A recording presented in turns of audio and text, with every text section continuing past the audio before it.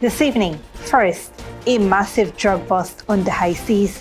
French authorities intercept a Guyana-flagged vessel carrying over 6 tons of cocaine. 4 Guyanese nationals are now in custody as international investigations intensify. Also, caught and cornered. Police arrest 2 suspects in the violent robbery of a supermarket on the East Coast, recovering weapons, cash, and stolen goods. We'll show you how the takedown unfolded. Plus, a boost for healthcare.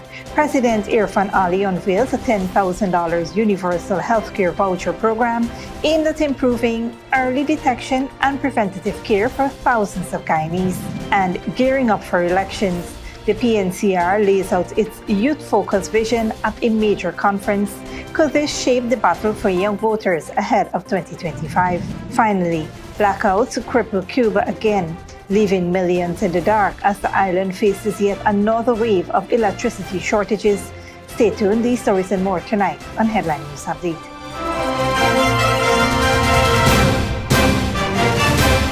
Welcome to this broadcast of Channel 2's Headline News Update for March 17th, 2025. I am Bibi Bacchus. Thank you for joining us. First up, 4 Guyanese nationals were arrested on Saturday after French authorities intercepted a Guyana-flagged vessel, Solo, carrying 6.3 tons of cocaine off the West African coast. According to a statement from Ghana's Ministry of Home Affairs, French officials contacted the Guyanese government on Saturday, requesting permission to board the vessel. The request was granted in collaboration with the Ministry of Foreign Affairs and the Customs Anti-Narcotics Unit. Upon boarding and searching the vessel, authorities discovered a massive drug shipment packaged in bales. Along with 4 Guyanese, a Colombian, and a Dominican crew member were also detained. Investigations are ongoing. The government of Guyana has reiterated its commitment to international cooperation in combating transnational organized crime, particularly drug trafficking. In other news, police have arrested 2 suspects linked to a violent armed robbery at LQ supermarket on the east coast of Demerara. Dale Jarvis reports on the breakthrough and ongoing investigation.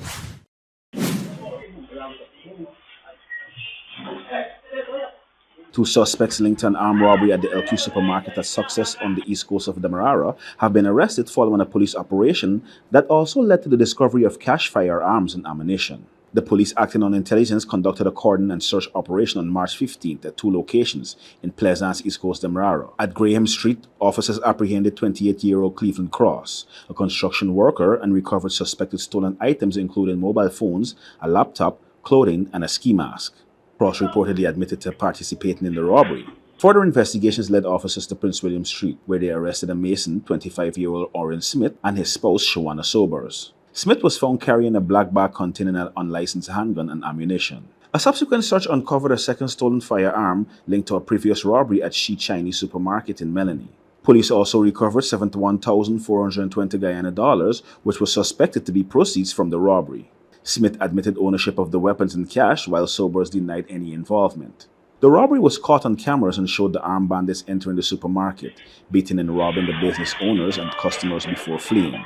Both suspects have been taken into custody at the Sparendam police station as investigations continue. Reporting for Headline News Update, Dale Jarvis. Thanks, Dale. President Dr. Mohamed Irfaan Ali has launched a $10,000 healthcare voucher program aimed at improving access for thousands of Guyanese. Ruth Pendleton has more on this major initiative.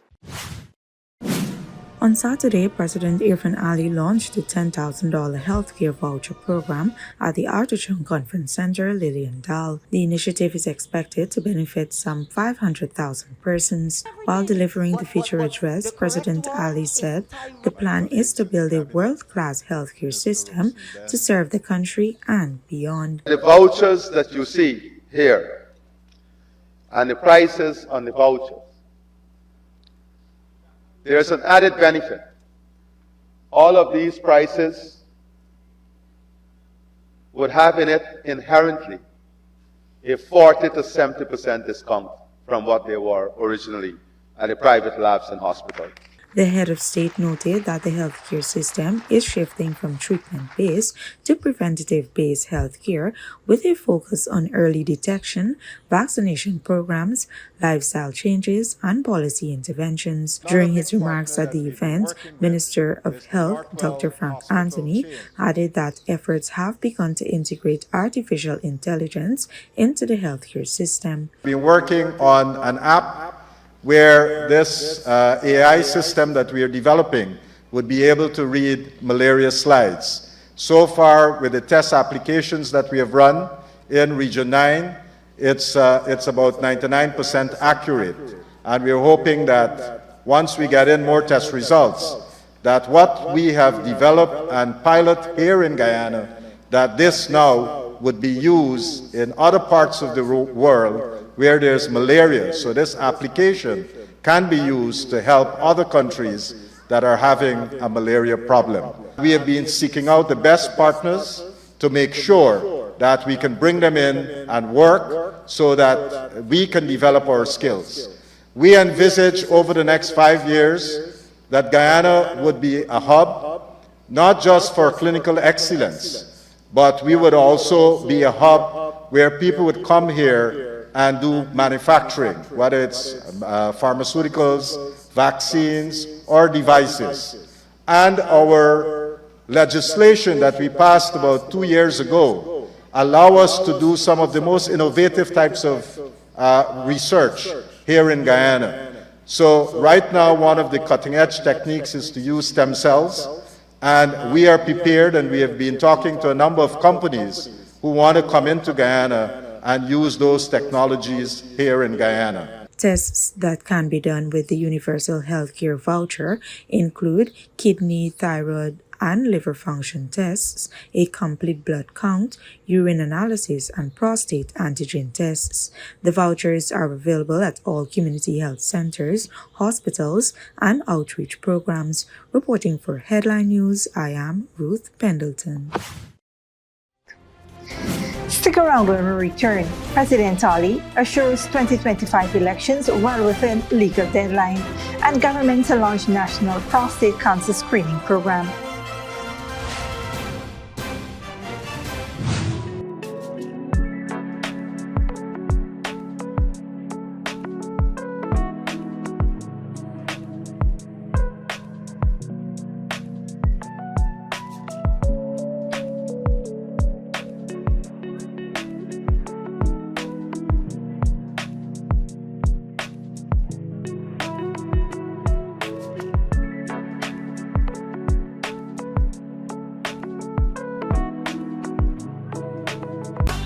See clearly with a gift of sight from Modern Optical Services. Let our professional team examine and prescribe what's best for your eyes. Common smiles make fashionable faces. See us for a full line of optical services, including brand name and prescription eyewear.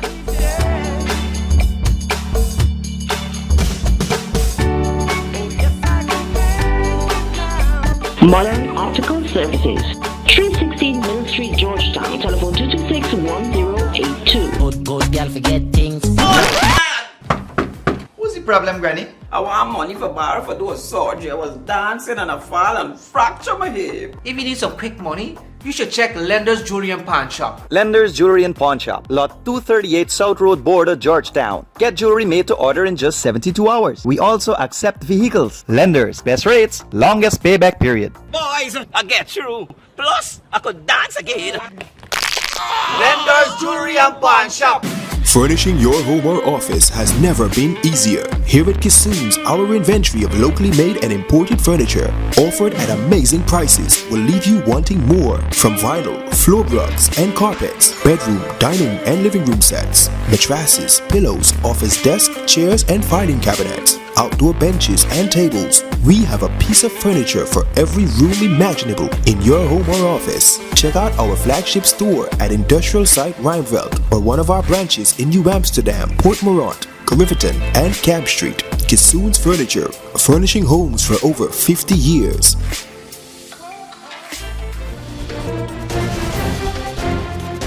Welcome back. Constitutionally, I still have a lot of time. Those were the words echoed by President Dr. Mohamed Irfaan Ali as he reaffirmed that the 2025 general and regional elections would be held within the constitutional time frame, assuring Guyanese that his government will not exceed its mandate. The president noted that constitutionally, elections are due closer to the end of the year. Constitutionally, I still have a lot of time. Elections constitutionally is still closer to the end of the year. So don't worry. What you can be assured of is that this government will not go a single day beyond its constitutional mandate.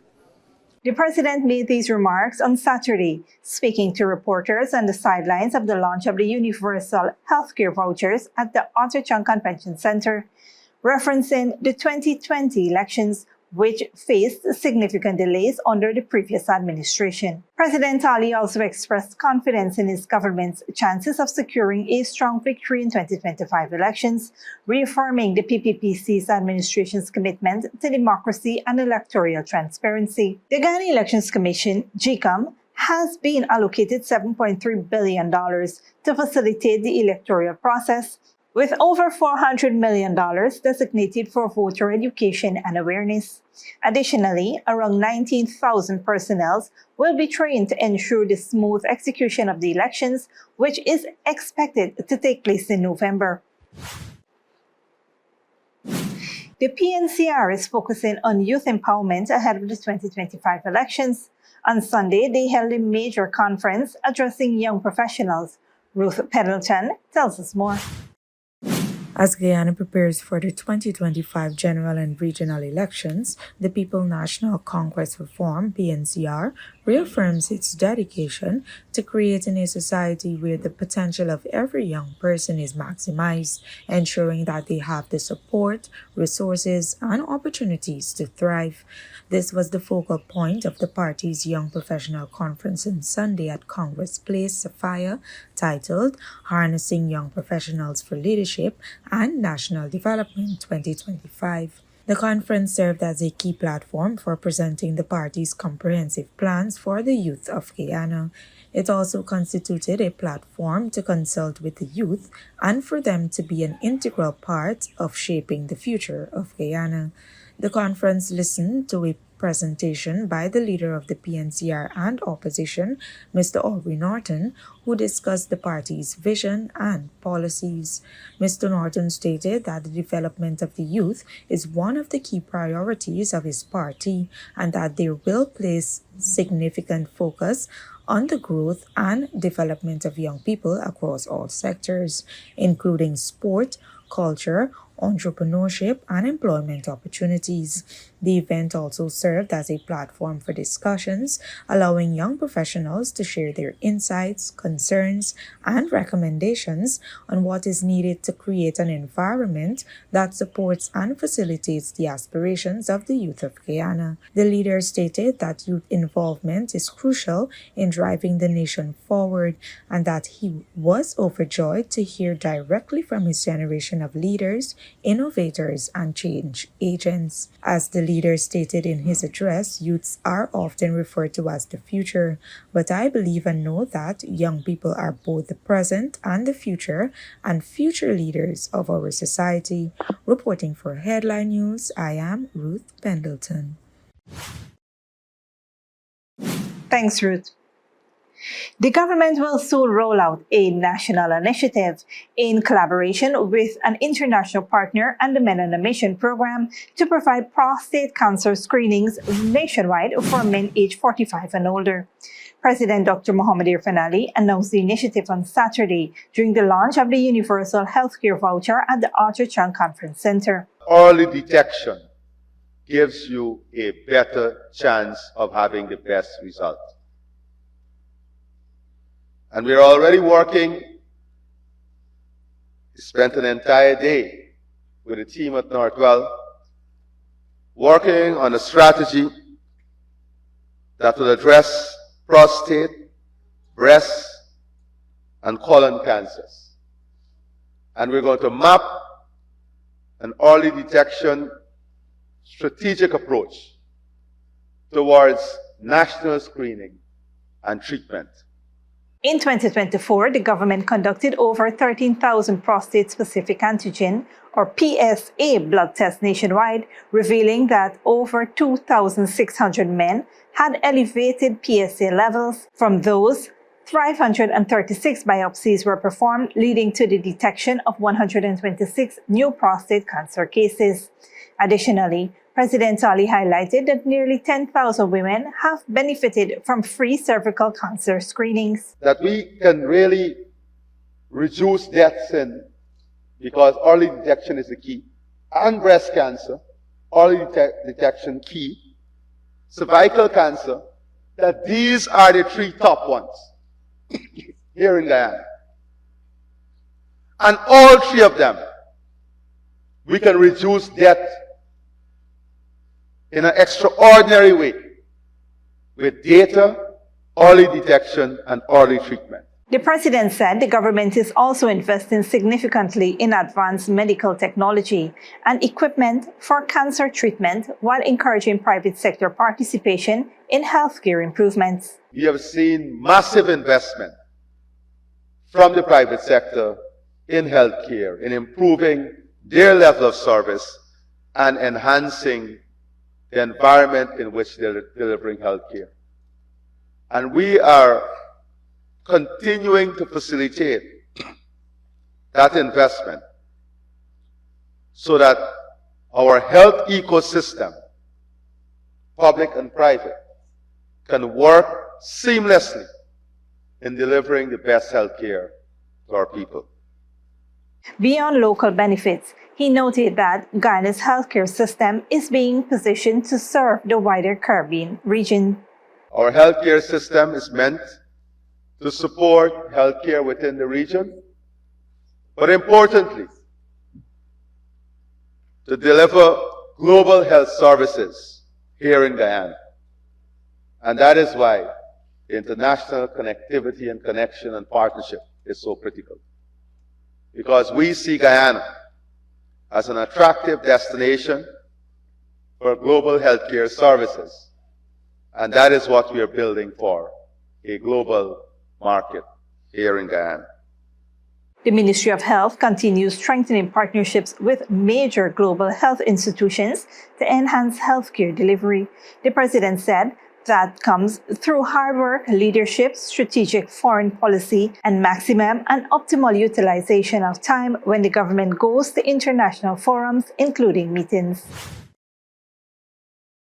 Don't go away after the break. China expands visa-free travel to boost tourism and foreign investment. And Brazilian police uncovers mass clandestine grave linked to Venezuelan gang near the border. Furnishing your home or office has never been easier. Here at Kissoon's, our inventory of locally made and imported furniture, offered at amazing prices, will leave you wanting more. From vinyl, floor rugs and carpets, bedroom, dining and living room sets, mattresses, pillows, office desk, chairs and filing cabinets, outdoor benches and tables. We have a piece of furniture for every room imaginable in your home or office. Check out our flagship store at Industrial Site Rijnveld or one of our branches in New Amsterdam, Port Morant, Riverton and Camp Street. Kissoon's Furniture, furnishing homes for over 50 years. Sneakily with a gift of sight from Modern Optical Services. Let our professional team examine and prescribe what's best for your eyes. Common smiles make fashionable faces. See us for a full line of optical services, including brand name and prescription eyewear.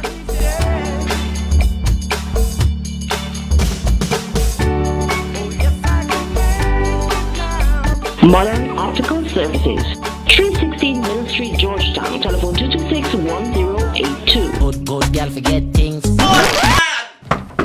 What's the problem, Granny? I want money for borrow for do a surgery. I was dancing and I fall and fracture my hip. If you need some quick money, you should check Lender's Jewelry and Pawn Shop. Lender's Jewelry and Pawn Shop, Lot 238 South Road Border, Georgetown. Get jewelry made to order in just 72 hours. We also accept vehicles. Lender's, best rates, longest payback period. Boys, I get through. Plus, I could dance again. Lender's Jewelry and Pawn Shop.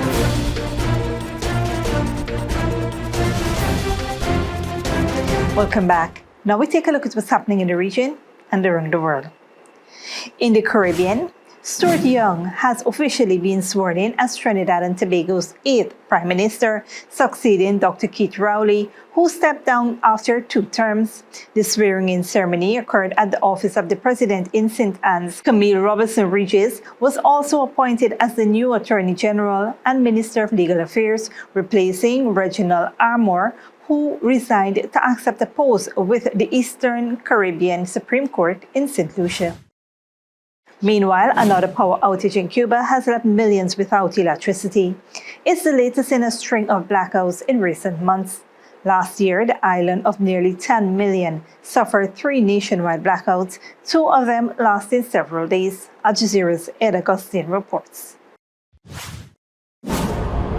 Cuba's Soviet-era electricity grid collapsed on Friday night, plunging more than 8 million Cubans into darkness. On Saturday, with traffic lights still out, drivers navigated as best they could. People cooked outside and tried to keep cool. The power stations are really old and lack spare parts. If one part of the energy system is working, another part is broken. It's like a person whose foot hurts if their knees aren't aching. Look at this. No? Food is tight at the moment, so it's a race against the clock to get power online.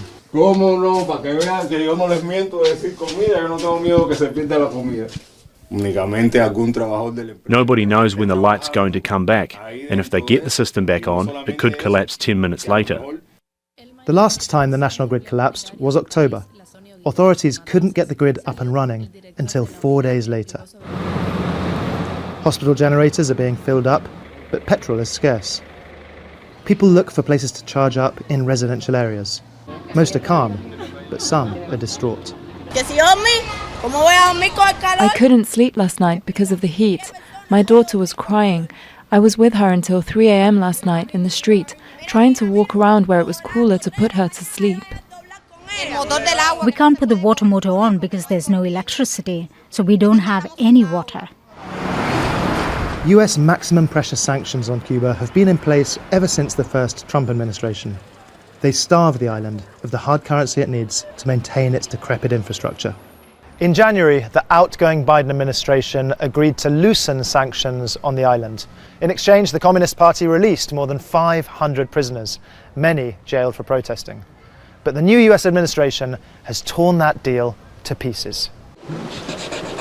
President Trump put the island back on the state sponsors of terrorism list on his very first day back in office. Secretary of State Marco Rubio, a Cuban American, says the ruling Communist Party is an enemy of humanity. He's banned Americans from staying in hotels linked to the Cuban military, like this one that opened this month. The Trump administration's initial approach to Cuba is to let the Cuban American hardline community handle Cuba policy.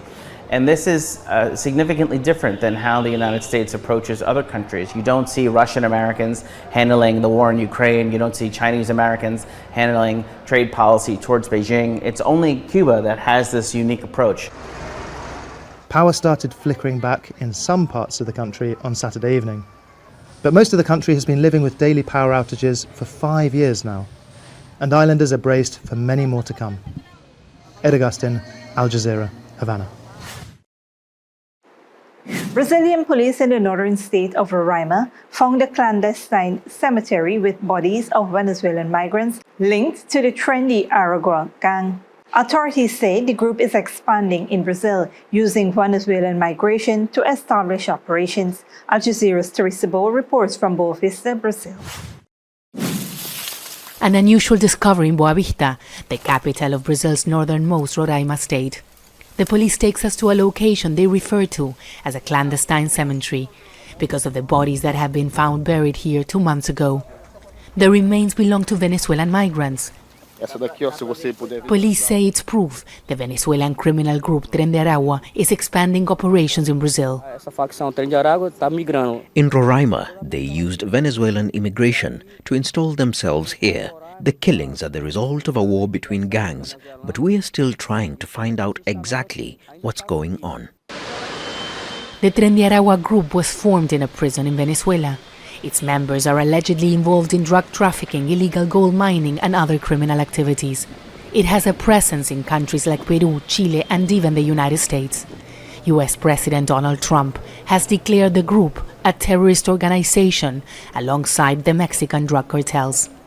9 bodies have been discovered buried around this area. One of them was found right in here. The police says that they found this place thanks to information provided by a member of the Tren de Aragua organization. That same person said that there's at least 11 other bodies buried around this area. They have not been found yet. At the headquarters of the forensic police, Gilberto Carvalho is part of a team working to identify the victims. He says the number of killings among Venezuelans has increased in the past years.